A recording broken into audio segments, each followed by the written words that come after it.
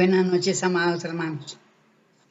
Bueno, hoy nuevamente aquí con el estudio de, la doctrina y vamos con el libro Los extremos se tocan.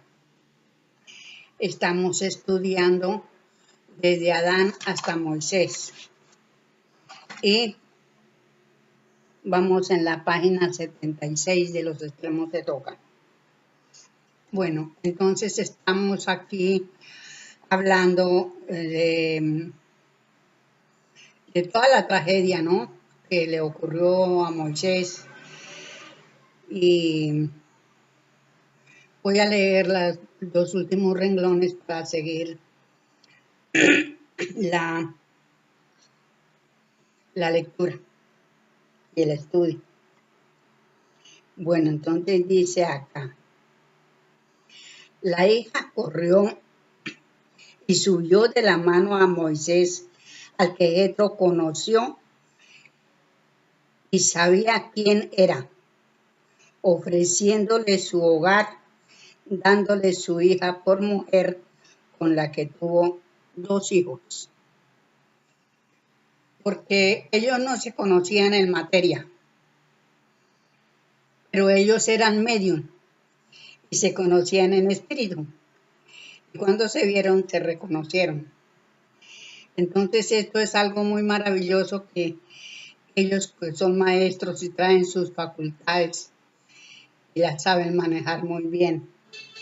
Que eso es lo que pues a mí me agrada la ley de mediunidades, porque es muy amplia. El maestro la deja y es muy hermosa.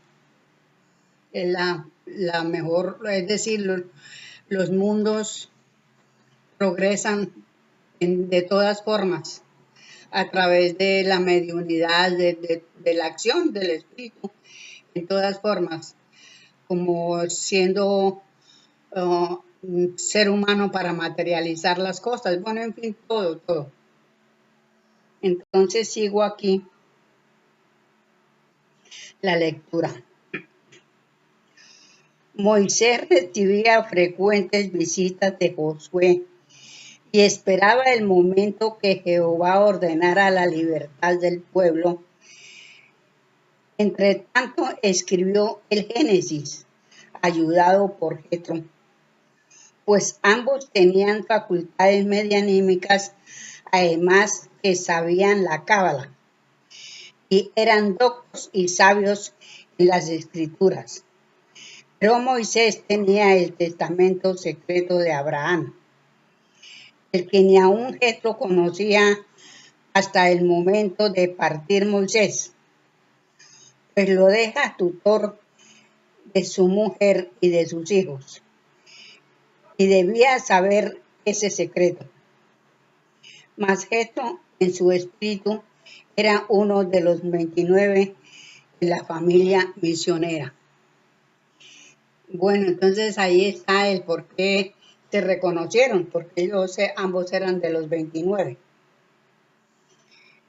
Pasamos por alto las plagas, las conversaciones o promesas y negativas de Faraón para dejar salir voluntariamente al pueblo de Israel, que solo era a causa de las grandes riquezas que se había de sentir Egipto, de la fortaleza y la laboriosidad del pueblo de Israel, vacilando entre dejarlo marchar o declararlo libre. Pues en ambos casos era la destrucción del Egipto fuerte y poderoso como nación faraónica. Con la salida de Israel se marchaba la fortaleza y la producción de Faraón, de grande quedaba Pineo, y dándole libertad, su reino había acabado y sería reino de Israel, del que Faraón no podía ser su rey. Bueno, en caso de que hubiera, que esto es para mucho estudio, En caso de que Faraón hubiera dejado libre al pueblo, Faraón tenía que haber renunciado, ¿sí? Porque él no podía gobernar el pueblo de Israel a voluntad como lo hacía teniéndolo esclavo, porque eran grandes en espíritu y bueno, en fin, no podía, porque Faraón era supremático y los israelitas no podían, no llevaban con la supremacía. Entonces ellos no se iban a dejar gobernar de un supremático. Eso es lo que yo entiendo. Pues uno analiza muchas cosas, ¿no? Esa es una de las cosas que se analiza acá.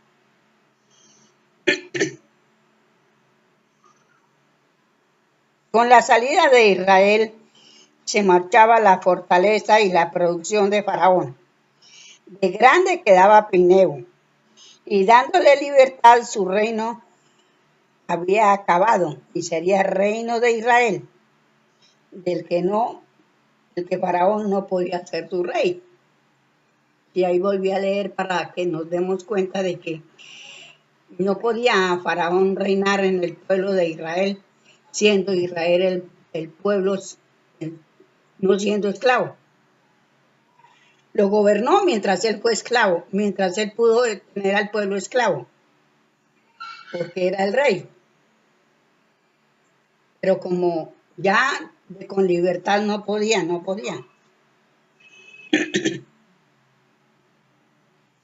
En consejo político se veía este difícil dilema y no se atrevían a abordarlo. Entre tanto, Moisés preparaba la marcha del pueblo porque era llegado el momento mandado y fue acordado hacer la salida el día de la Pascua para no despertar sospechas al primer momento, al efecto quedarían en la ciudad los varones más robustos, aleccionados para que cuando Faraón llamaría a los varones de armas tomar para salir en persecución del pueblo fugitivo. Y para eso fueron aleccionándose con el santo y seña Cristo, para que por él no se hirieran unos a otros cuando llegase el momento de la batalla. Las mujeres de Israel tenían por costumbre en las Pascuas pedir a quien tuviera copas, vasos y vajillas de oro, plata y metales para el servicio de la Pascua. Y ese año lo hicieron igual, aunque sabía que no los devolverían, pero dejaban sus casas y sus aperos y sus tierras cultivadas y sembradas, que valían mucho más que las vajillas que llevaban. Pero aún esto lo repudió Moisés, porque enardecía el odio de los egipcios.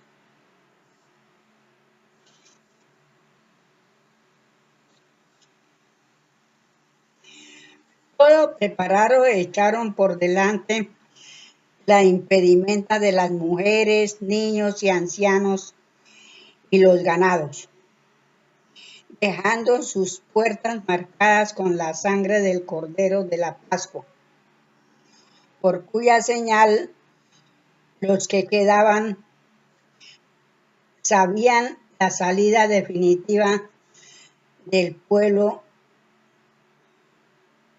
sacudiendo la esclavitud. Como pasó el día sin que volvieran de la fiesta, los ministros de Faraón corrieron los campos y vieron que también los ganados se habían llevado con ellos.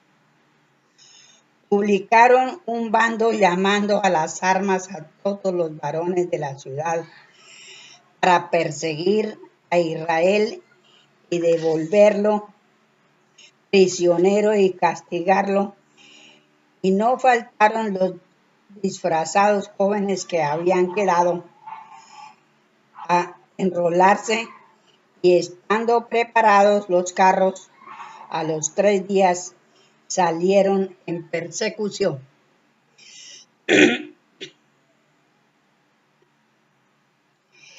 Contaba Moisés con este tiempo de delantera, llegar a tiempo y pasar sin impedimento el Mar Rojo, quedándose él y los varones fuertes en la playa para presentar batalla. Pero la mucha impedimenta, y al encontrar el mar en pleamar, le obligó a acampar, por no dar muchas horas de rodeo, y prefirió esperar la baja mar. Bueno, pues entonces Moisés ya había investigado por dónde tenía que pasar. Eso fue todo un trabajo.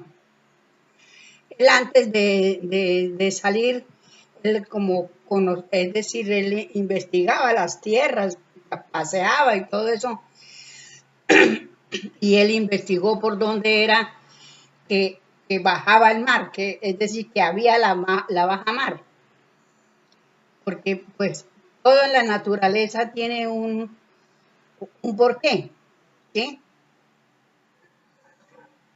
Y cuando está la marea alta, pues no se puede pasar, pero cuando la marea baja, entonces ahí es la baja mar. Y él, como investigó por dónde podía pasar, entonces hacia allá fue que llevó el pueblo para que todos pudieran pasar. Con tan mala suerte que cuando llegaron todavía no había terminado, no estaba la baja mar. Le tocó esperar hasta que se separaran las aguas.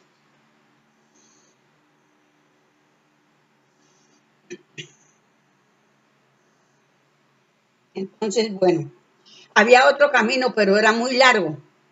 Entonces prefirió esperar. Ya había empezado a pasar cuando fue avisado el formidable ejército con el estrépito de los carros que se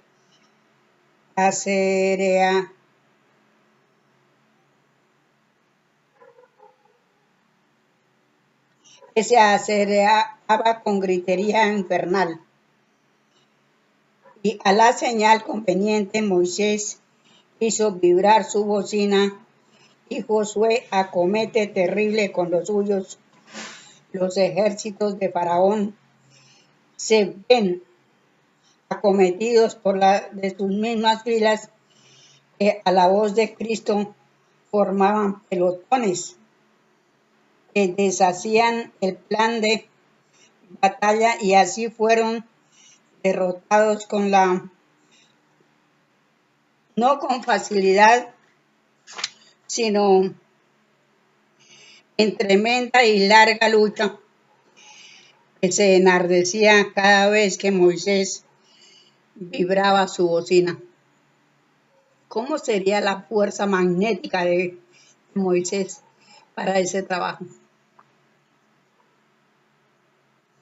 Hubo un momento terrible en que parecía que Faraón triunfaba, y Moisés, en prevención, enterró en la arena el testamento de Abraham, poniéndole por señal en medio de la playa la piedra ungida por Jacob, lanzándose él hacia el ejército para dar tiempo a que la impedimenta toda pisara tierra asiria, donde Faraón no tenía acción ni derecho.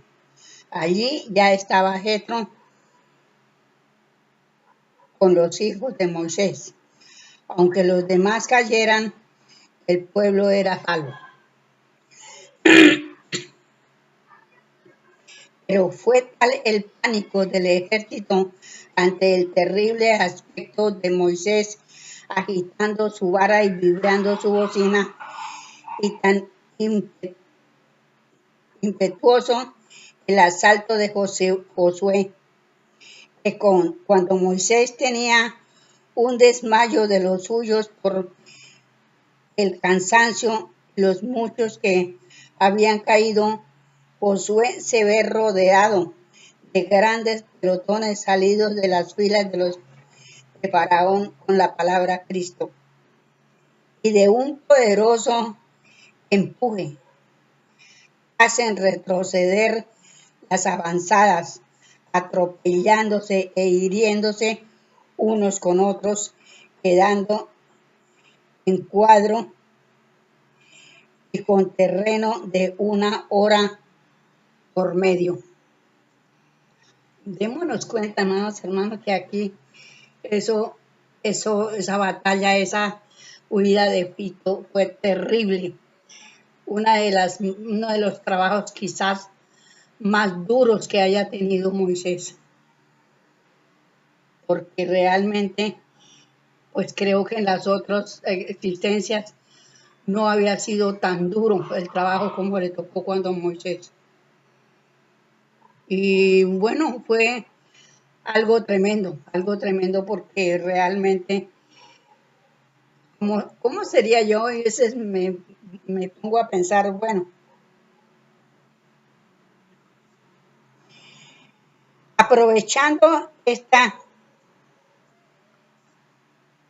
circunstancia y que los mares empezaban a subir, Moisés hace vibrar su bocina en retirada y pasa el mar, lo que visto por el ejército de Faraón, un tanto rehecho de su derrota, tiene la intuición de la venganza y salen en persecución, pero al llegar a la playa había subido ya mucho la marea y se vieron cortados, lo que en persecución los hizo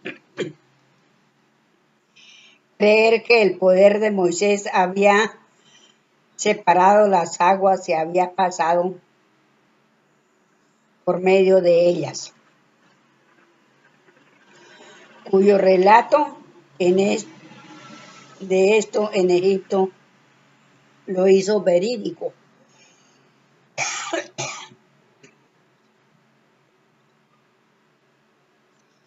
Aprovechándolo Moisés para amedrentar a los reyes por cuyas tierras había de pasar.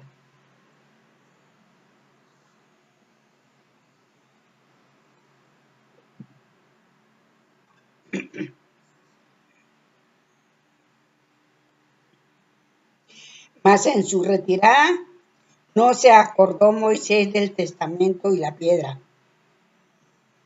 pero no le importaba, puesto que más tarde, después de que los faraones se retiraran, le sería fácil pasar a recogerlo. Y en verdad que fue triste y terrible el olvido. Los soldados de Faraón, al llegar a la playa y no poder pasar, y porque aunque hubiese podido tenían que pedir permiso al rey de aquella parte de la Asiria, donde ya se encontraba el pueblo de Israel, se vio en toda su derrota y el príncipe se negaba a volver a la ciudad, y al igual los capitanes, por temor a las iras de Faraón, y más con los sacerdotes, que no podían soportar que el Dios de los esclavos fuera más fuerte que el poderoso Dios de Faraón.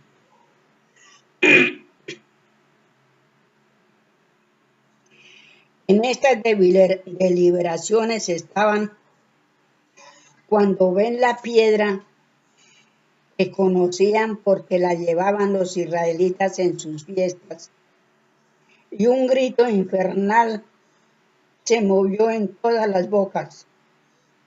Hemos vencido, cayó Israel, que lo abandonó su poderoso Dios. y ya no se acordaron de la derrota vergonzosa. Tanto podía en ellos la superstición por causa de sus ídolos y sacerdotes que todo lo atribuían al poder de sus dioses e ídolos que solo han hecho lanzar los hombres a la guerra llenos de odio. En verdad, era la piedra ungida por Jacob al pronunciar la palabra Cristo en Luza. Desde entonces, ciudad de Betel, los egipcios que habían oído repetir tantas veces Cristo durante su lucha y conocían la doctrina de Israel por tanto tiempo su esclavo, que siempre esperaba su libertad recabada tan de súbito, aún contra la voluntad de Faraón y sus dioses, no vacilaron en creer que tenían consigo el poder del más poderoso Dios en aquella piedra. Su nombre no podía ser otro que el que lo pronunciaban los israelitas en la batalla, Cristo. Y que las doctrinas de los israelitas eran la verdad que significaba evangelio. He aquí históricamente convertido en Dios el Cristo con evangelio y figura, que tanto horror ha sembrado donde los hombres le han hecho trono, el cual se ha regado siempre de sangre, como el medio de sangre fue proclamado. Pero tiemblen los hombres porque sangre pidió siempre, y lo que nace de una causa solo puede dar efecto de la misma causa. Entonces, mire que en esa tremenda odisea, y realmente pues Jacob, esa piedra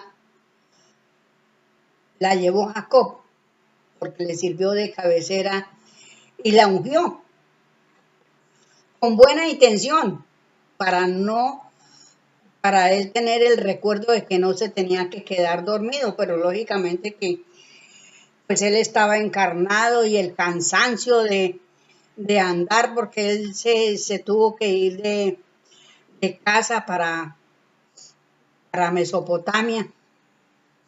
Entonces, pues el cansancio lo venció y en el camino, pues buscó un sitio a donde dormir y ahí se quedó dormido, pero el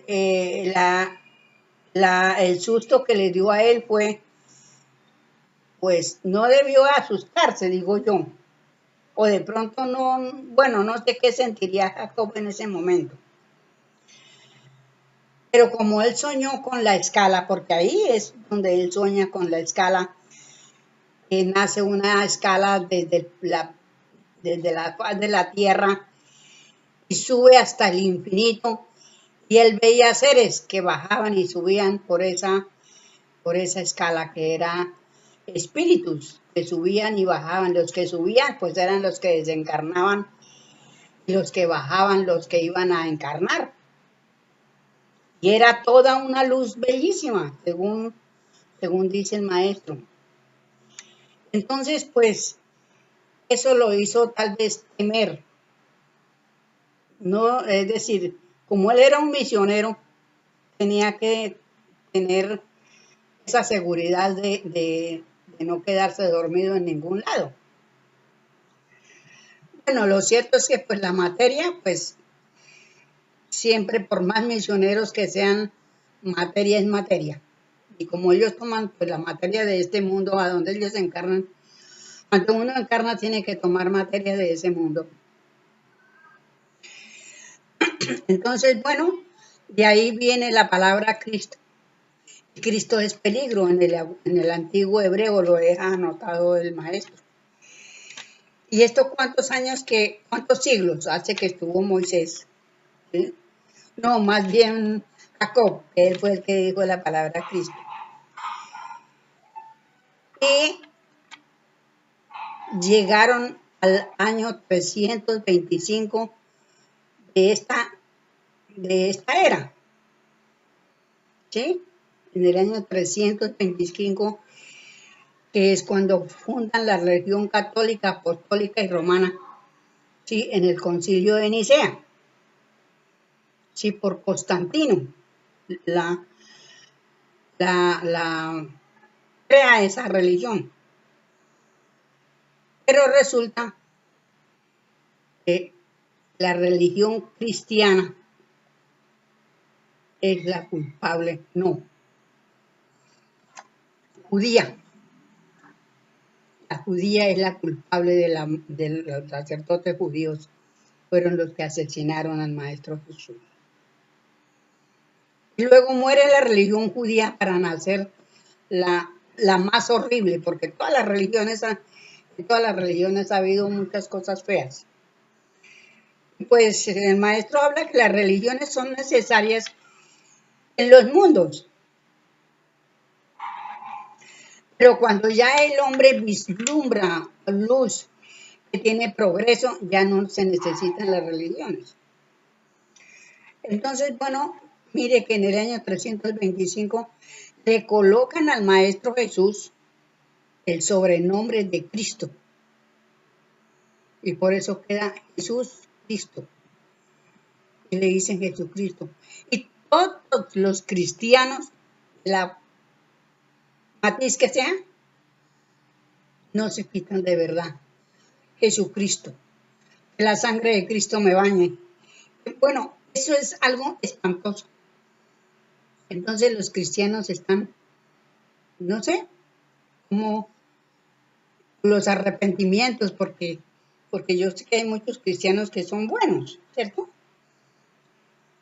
Pero no sé cómo harán. Esto nos sirve a nosotros para analizarlo, porque en nuestra desencarnación tal vez podemos sufrir por aberración religiosa, ¿sí? Entonces lo mejor es irnos quitando repudiando las religiones, porque espiritualmente ya no existe nada religioso, espiritualmente, solamente cuando estamos encarnados. Y aún todavía las madres llevamos a nuestros hijos a bautizar y todo eso es algo desastroso. Pero bueno, ya de todas maneras nosotros estamos terminando ya este punto de culminación del planeta, ¿sí? Para ya está a punto para la renovación de todo. Entonces, bueno, ya acabará todo eso. Y afortunadamente, pues, los que hemos tomado conciencia, nos damos cuenta de que yo me doy cuenta que he cometido el error más grande de mi vida, haber llevado a mis hijos a ese carro, haberlos metido a ese carro religioso. Pero bueno, ya metí la pata.